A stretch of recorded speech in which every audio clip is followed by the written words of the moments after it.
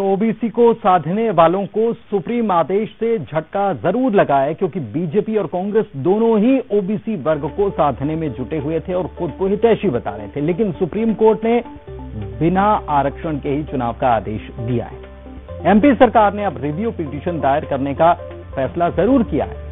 फैसले के बाद सियासत में ओबीसी का जिन फिर से बाहर आ गया है। चलिए बढ़ते हैं आगे। एमपी में एससी/एसटी वर्ग की 82 सीटों पर पकड़ बनाने के लिए बीजेपी अब अपने मंत्रियों को भी मैदान में उतारने जा रही है। चुनाव से 1.5 साल पहले शुरू हुई कवायद और तैयारी, ये कैसे इस तबके से बढ़ाया जाए अपनापन। प्लान यह है कि सरकार के मंत्री इस वर्ग की बस्तियों में रात बिताएंगे। सरकार के ये मंत्री यहां चौपाल भी लगाएंगे और समाज से उपेक्षित रहे इस वर्ग की समस्याएं भी सुनेंगे। इस वर्ग से रसोई का नाता बनाने के लिए मंत्रियों को भोजन भी इन्हीं घरों में करना होगा।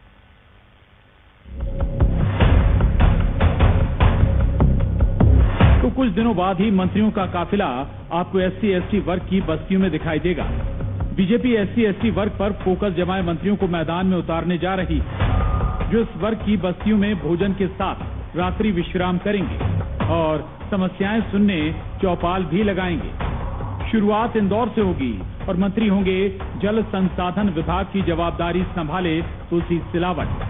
मंत्री तुलसी सिलावट अधिकारियों के लाव लश्कर के साथ इन बस्तियों में पहुंचेंगे। मैं एक रात हर महीने दलित आबादी में, अनुसूचित जाति अनुसूचित जनजाति में रात सारे अधिकारियों के साथ वहां पर भ्रमण करूंगा और रात को भोजन उन्हीं परिवार के साथ करूंगा। दलित चौपाल लगाएंगे। दलित चौपाल। कांग्रेस का दांव दूसरा है।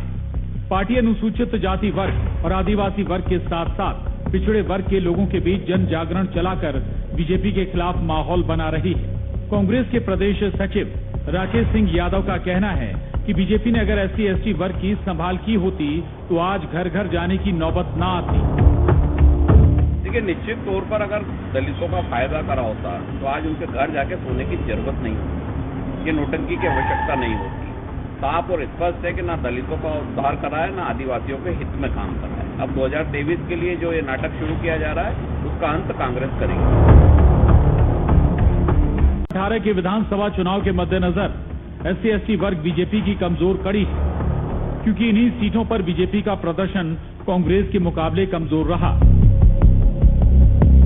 एमपी की 230 विधानसभा सीटों में से 82 सीटें एससी/एसटी वर्ग के लिए आरक्षित हैं, जिनमें से 35 सीट अनुसूचित जाति और 47 अनुसूचित जनजाति के लिए आरक्षित हैं।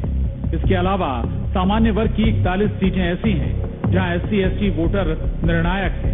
इन 82 सीटों पर है कांग्रेस और बीजेपी की निगाह। मंत्रियों का इन बस्तियों में मोर्चा यूं ही नहीं। इंदौर में अरुण कुमार त्रिवेदी के साथ bureau report, news 18, Madhya Pradesh, Chhattisgarh.